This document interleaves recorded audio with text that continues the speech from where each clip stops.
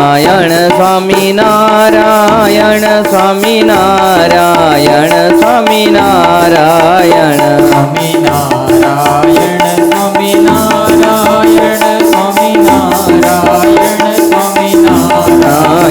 સ્વામી નારાયણ સ્વામી નારાયણ સ્વામી નારાયણ સ્વામી નારાયણ સ્વામી નારાયણ નારાયણ સ્વામી નારાયણ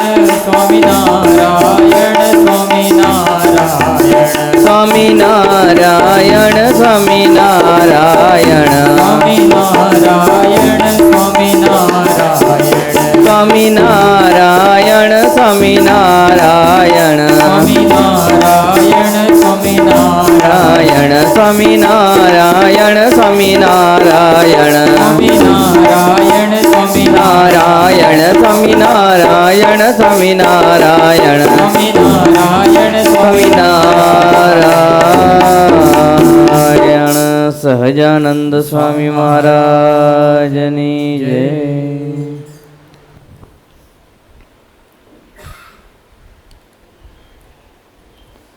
ભક્તિમ વાજ્ઞાનમાલંબ્ય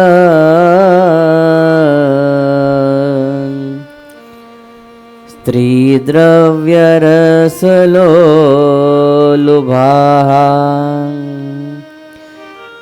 પાપે પ્રવર્તમાનાઃ સ્યુઃ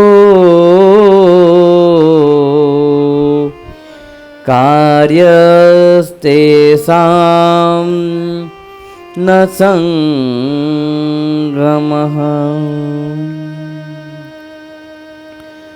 ભગવાન સહજાનંદ સ્વામી મહારાજ શિક્ષાપત્રેના 28મા શ્લોકની અંદર લખે છે, અને જે મનુષ્ય ભક્તિનું અથવા જ્ઞાનનું આલંબર કરીને સ્ત્રી દ્રવ્ય અને રસાસ્વાદ તેને વિશે અતિશય લોલુપ તથા પાપને વિશે પ્રવર્તતા હોય તે મનુષ્યનો સમાગમ ન કરવો જોઈએ. નિષેધ આજ્ઞા શ્લોકની અંદર કરેલી છે.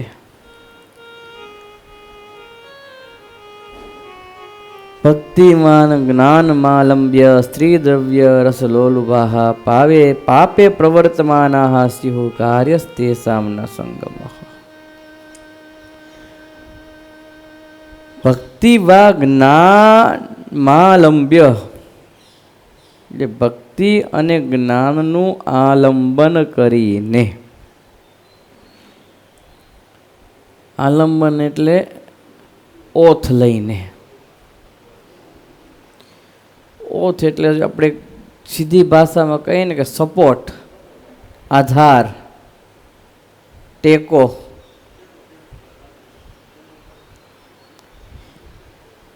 ભક્તિનો ટેકો લઈને જે સ્ત્રી દ્રવ્ય અને રસાસ્વાદને વિશે લોલુપ થતા રહે છે એનો સમાગમ કરવો નહીં. તો ભક્તિનો ટેકો લે કેવી રીતે? ભક્તિનો ટેકો લઈને પાપ કર્મ કરે. એમ કહે કે ભગવાનનું નામ લ્યો ને મોજ કરો, પાપ બળીને ભસ્મ થઈ જતા હશે. કારણ કે ભગવાનનું નામ લેવામાં પાપ બાળવાની અતિશય શક્તિ છે. જેમ આદિત્ય પુરાણમાં ભક્તિનું મહાત્મ્ય જ્ઞાતા એવું લખ્યું, નામનો સ્તે યાવતી શક્તિ પાપ નિર્દંહને હરે તાવત કર્તુમ ન શક્નોતિ પાતકમ પાતકી જનઃ. ભગવાનના નામની અંદર અપાર શક્તિ છે.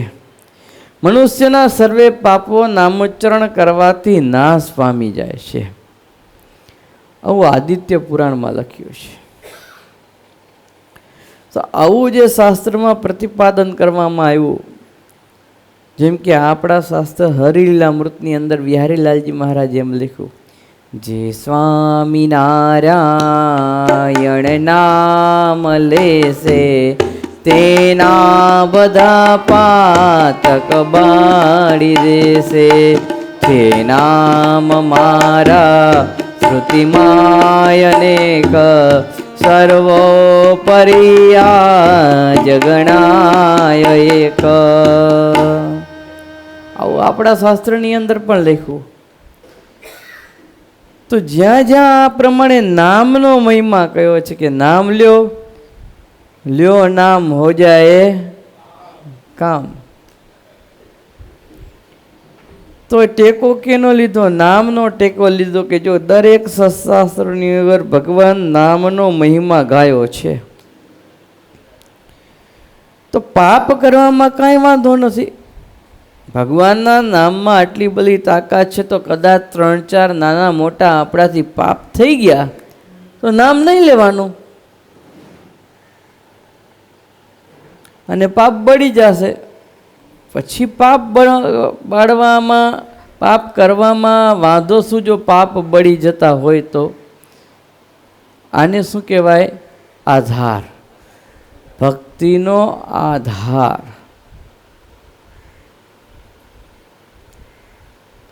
આ તો ઠીક છે, આપણા દેવ મંદિરો મોટા શિખરબંધવાળા છે, પણ મોટો શિવાલય આદિ હોય તો એ તો આમ ખુલ્લું હોય અને દર્શન કરવા માટે જાય,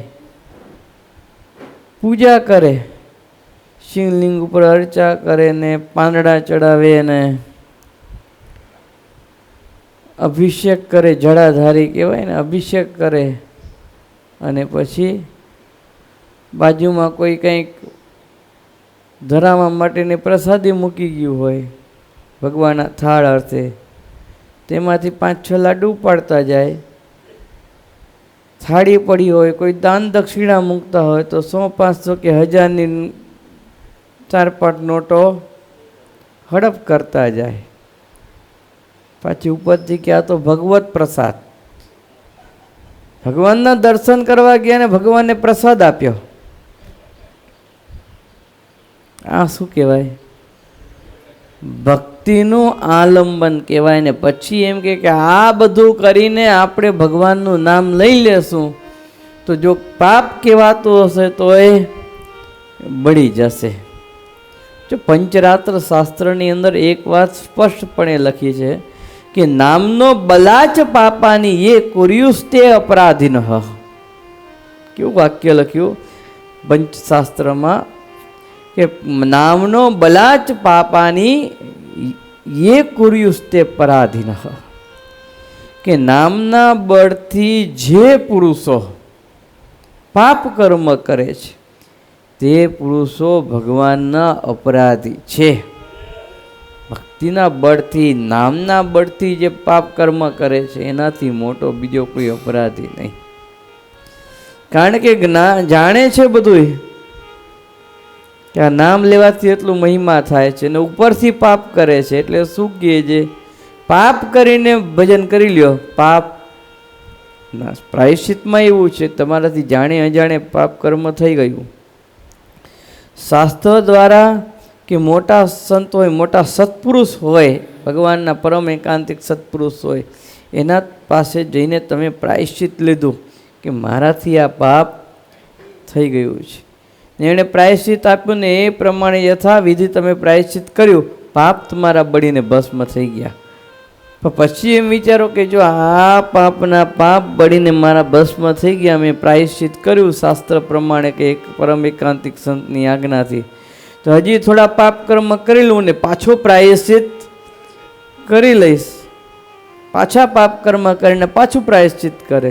પાપ ચાલુ ને પ્રાયશ્ચિત પણ ચાલુ. તો મોટામાં મોટો અપરાધી છે, એના એકે પાપ બળતા નથી, નાશ પામતા નથી. જો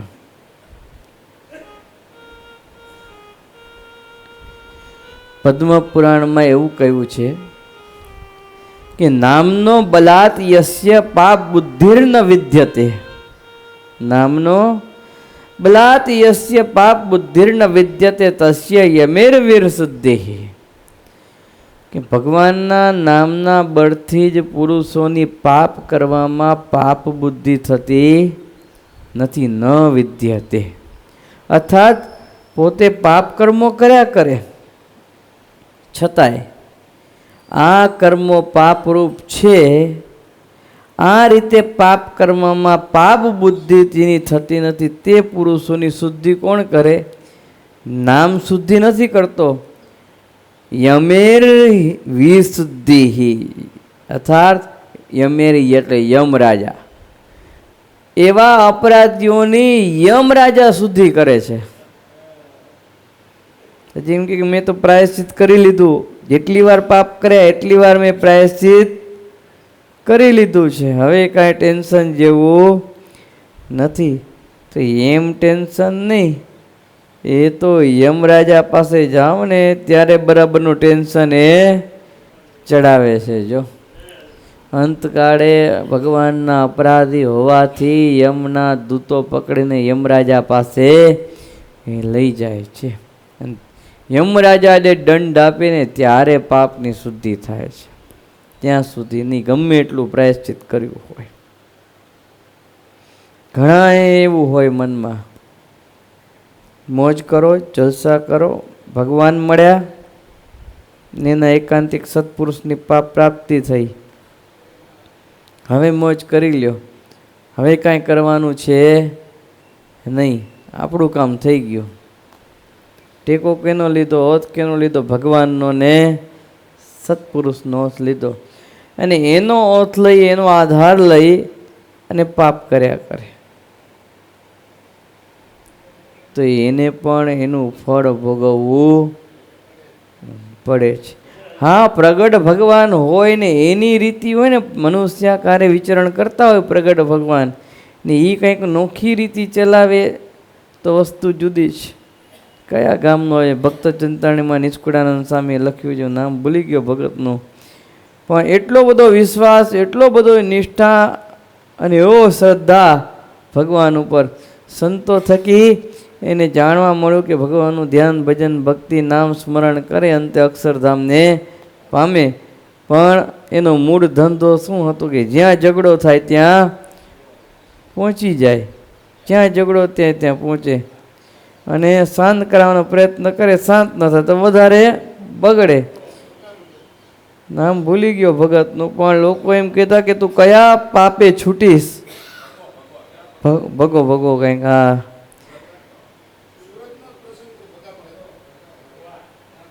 પણ એનું કામ થઈ ગયું હતું, એનું કામ થઈ ગયું હતું. એ અંતકાળે ભગવાનના ધામને પામ્યો, મહારાજ એને ધામમાં લઈ ગયા ભગાને. પણ ભગવાન પ્રગટ પ્રમાણ મનુષ્યાકારે વિચરણ કરતા હોય ત્યારે વાત નોખી હોય, પણ એ ભગાને લઈને પછી આપણે એમ કહીએ કે હું નામ લીધા કરું છું અને પાપ કર્યા કરું છું ભગાની જેમ, મને ધામમાં લઈ જશે.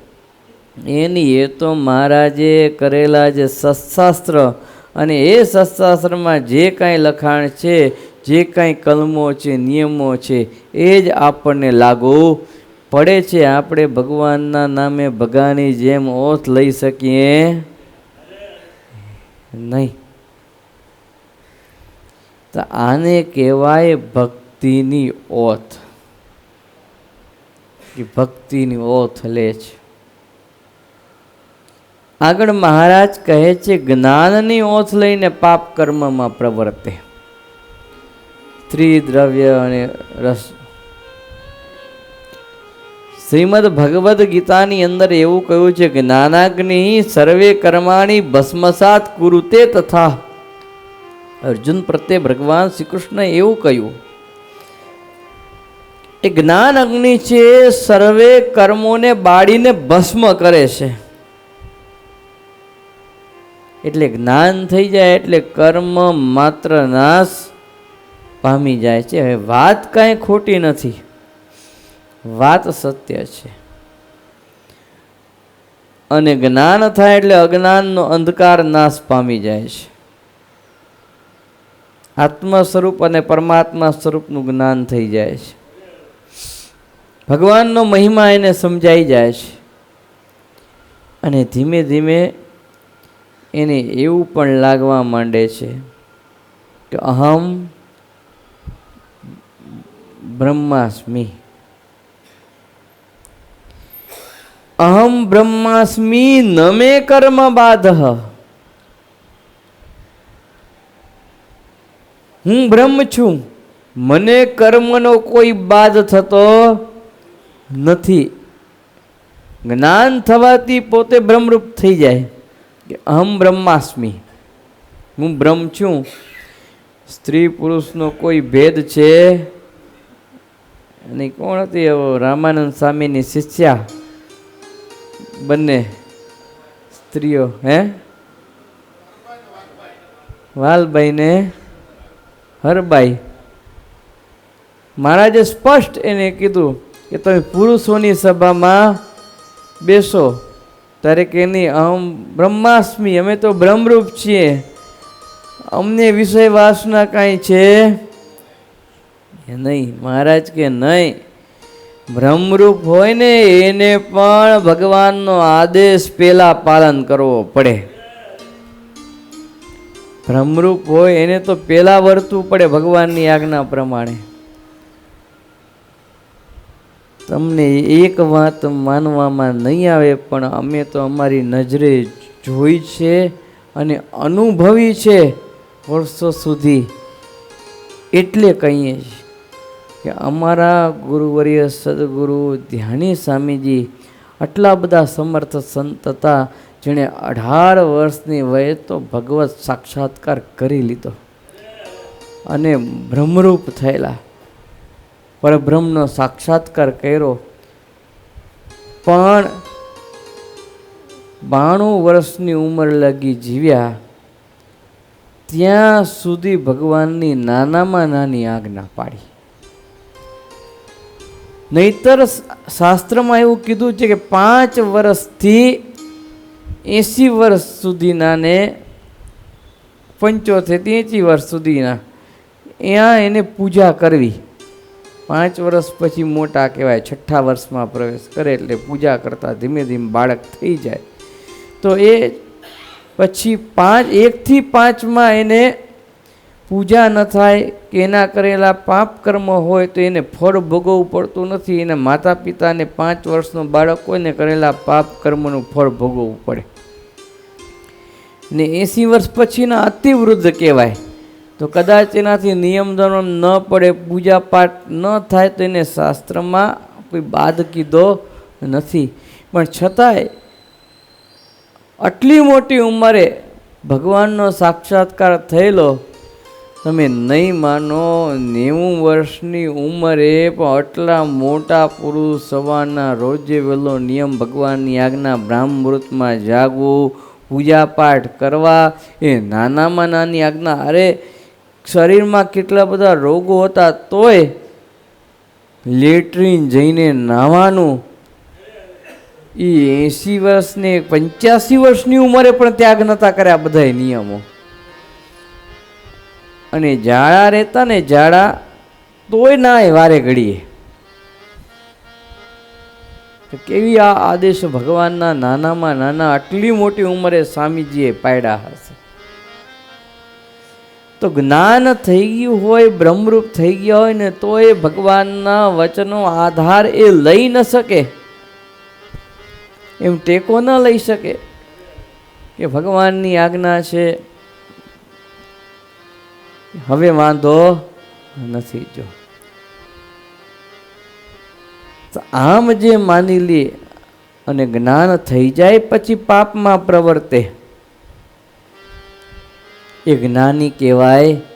ની ગુરુવરે સદગુરુ ધ્યાની સ્વામીજીએ ખરેખર જ્ઞાન પોતાના જીવનમાં ઉતારીને બતાવ્યું, સાર્થક કરીને બતાવ્યું. આ મોટી ઉંમરે 85 વર્ષની વયે પણ ભગવત સાક્ષાત્કાર કર્યા બાદ આત્મા પરમાત્માનું જ્ઞાન જેને સંપૂર્ણપણે થઈ ગયું છે, ભગવાન અખંડ દેખાય છે, એવા સંત પણ મોટી ઉંમરે સ્નાન, પૂજા પાઠ, ભગવાનની નાનામાં નાની આજ્ઞાઓ પણ પરિપૂર્ણ પાલન કરે છે. 5 માનસી પૂજા આદિ બધું એમાં કોઈ ફેર નહીં.